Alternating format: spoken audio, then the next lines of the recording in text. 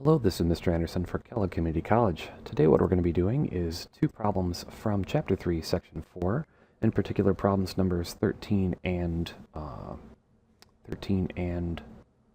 17. We're solving for three equations, and we have three unknowns. So we're going to use the elimination method to get some variables by themselves, and with the power of arithmetic here and a little algebra, we're going to figure out what x, y, and z. Where do these three planes intersect in 3D space? Okay, so if I've copied this out of the book correctly,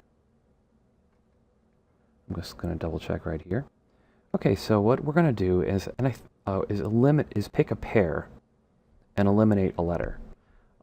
The letter I'm going to choose to eliminate, and again, this isn't necessarily the only way to do the problem, it's just the way that I choose to do it, because when I look to eliminate a pair of variables, I look for one positive and one negative variable. For example, the y's have one negative and the rest are positive.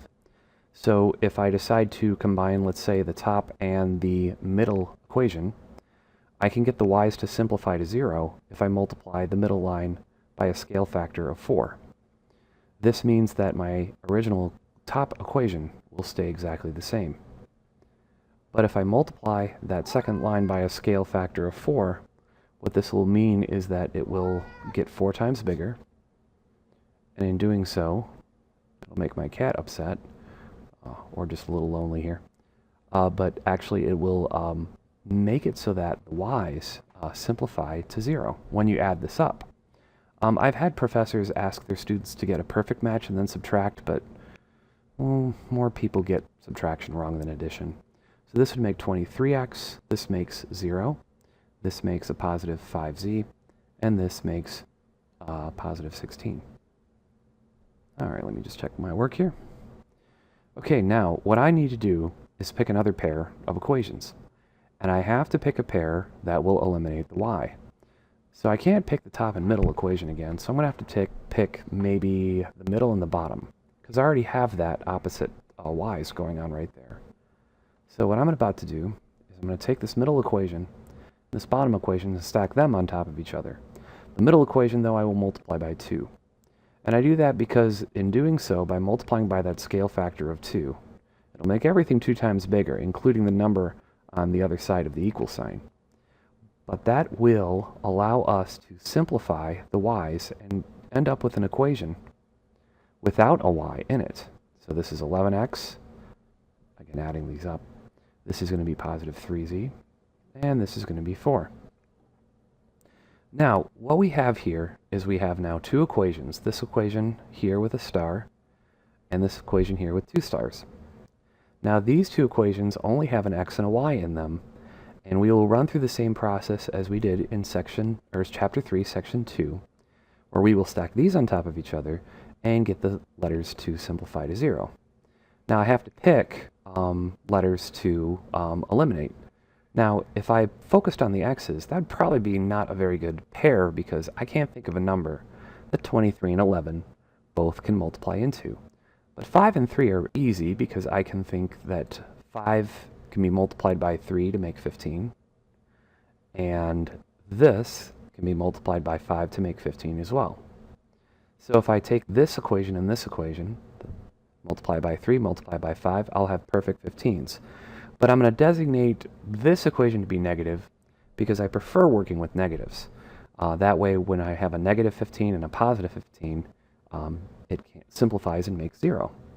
So if I take this first equation here and multiply by negative 3, I get negative 69x minus 15z is equal to negative 48.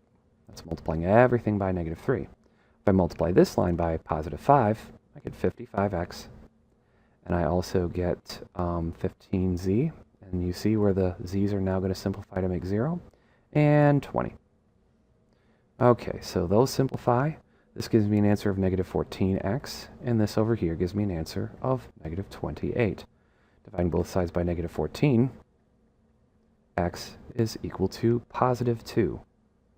So my answer set is going to be 2, comma, comma, parentheses. I'm going to find my y and my z, And what I'm going to do is I'm going to take this 2 and plug it back in for one of these two equations, either this one or this one. And I'm going to plug it into the equation with the 2 stars because the numbers are a little smaller than the one up here. So this is 11 times 2 plus 3z is equal to 4. If I solve for this equation, I will get my answer for z. So 22 plus 3z is equal to 4. Subtract the 22 from both sides. And 3z is equal to negative 18. Divide both sides by 3. Z is equal to negative 6. So negative 6 is my answer for z. So I found my x, I found my z. Now I just have to find my y. To do that, I have to go back to my original equation here, original 3 equations, and pick one of the 3, doesn't matter which one, where I can plug my x and my z into it to solve for y. Now what I like to do is pick the equation out of these 3 that has the fewest number of negatives, and that would be the middle one. So I'm going to take my 5x, which is now 5 times 2, minus y, which I'm going to try to find, plus 2 times z, which is negative 6, and that's equal to 3. So now if I solve for y here, I will get the answer that matches the back of the book. Okay, so I used my multiplication. Now I'm going to do some simplification. 10 minus 12 is negative 2 equals 3. I'm going to add the 2 to both sides. I'm going to move over here a little bit so you can see. Negative y is equal to positive 5. And then I divide both sides by negative 1 to get rid of the negative in front of the y. And 5 divided by negative 1 is negative 5. And so here is my answer that matches the back of the book. The intersection of these 3 planes in 3D space is at the x-coordinate of 2, the y-coordinate of negative 5, and the z-coordinate of negative 6. All right. I now will clear the screen and do problem 17.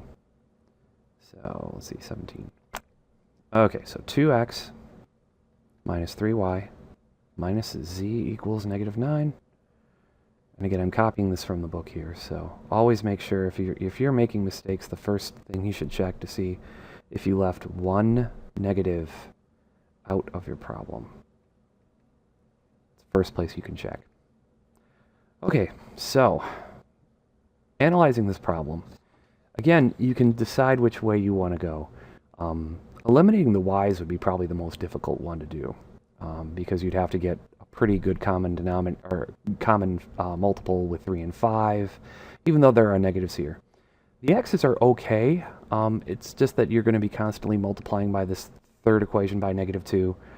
I want to eliminate the z's because you can see without any multiplying at all, the z's actually will simplify. I mean, look, if I take the first and the second equations and just stack them, no scalar multiplying at all. It's just multiplying that straight through, multiplying, or, by 1, and then moving this over, which is like multiplying by 1. What we're going to have is the z's simplify. So I have 4x plus 2y equals negative 8. Now what I'm going to do is pick another pair here, and if I'm picking, I'm going to definitely pick my top one because it's negative.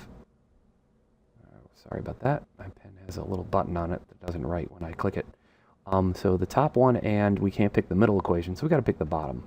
So again, if you're looking at this problem with fresh eyes, picking the z to eliminate is the best choice because then you don't have to multiply by any scalars to do that.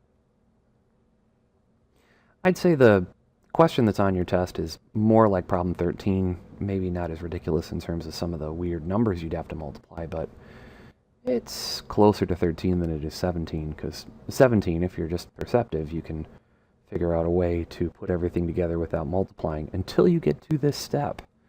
Because I'm going to put a star here and 2 stars here. We're going to put these 2 equations together to eliminate one more letter. Now, which letter would you eliminate, the x's or the y's? Pretty much no contest here. You're going to try to eliminate the y's, but you will need to multiply this line by a positive 2. In doing so, you're then going to get 8x plus 4y equals negative 16, and below it, without multiplying by anything, you're going to have 3x minus 4y equals negative 6. Okay, the 4y simplify, so I got 11x is equal to negative 22. Divide both sides by 11. X is equal to negative 2, which happens to match the back of the book. And yeah, liberally use the back of the book or your matrix method to see what your answer is, and that way you know every step along the way how you're doing. The matrix method is in another video I made. You cannot use the matrix method in substitution for showing all this work. You do need to show all your work on the exam, but the matrix method is nice because you do get to see the answer before you actually start the problem. So, okay, sidebar over here. Let's take my negative 2 and plug it into the top, or the, which one, the star or the double star? This would be the better equation because it has fewer negatives. Even though x is a negative, we still like to deal with fewer negatives. You're statistically less likely to make a mistake if you choose the problem with more positive answers. And here's where I get a couple people, they get confused because they add 8 to both sides, and then they immediately say, oh my gosh, no solution. But that's not true. This is 2y is equal to 0. You can divide 0 by a number, and y would then be equal to 0. It is possible that one of our answers is 0. A no solution problem would be when the left and the right side, everything cancel out or simplify to 0. So if all the variables go away and you're left with like 4 equals 4 or something like that, then we would have some situations like that, and that technically wouldn't be no solution. But in this problem, the answer is 0 because the negative 8 plus 8 is 0, dividing by 2. 0 divided by 2 is 0. It's not undefined. Okay, so now I know my x and my y. Now I get to plug this back into one of my 3 equations here to figure out my z. No brainer, right? It's the middle line because it has no negatives. And again, you could choose any of the 3 lines. In fact, if you're not using the matrix method, what you might want to do is plug this into more than one line, and use your second line as a check. So this is negative 4 plus 0 plus z equals 1. I'm going to add 4 to both sides. Getting a little bit low to my screen here, so I'm sorry about that. So z is equal to 1 plus 4, which is 5. The 0 just, anything plus 0 is that anything. So z is equal to 5. This matches the back of the book, and I hope that this little tutorial walkthrough has helped. It's all about kind of planning, and you kind of have to treat each problem like a new puzzle to solve, like which letters to eliminate. And as another hint, I've given you several along this way. As another hint, most of the time in homework and test and exams, your answers are whole numbers. So you may want to go back and double check if you get an answer that isn't like an easy fraction, like a half, a third, a fourth, 3/4, something that isn't, if you get something divided by 7 or 12 or negative 13, you may want to go back and check it. All right, well, thank you for watching.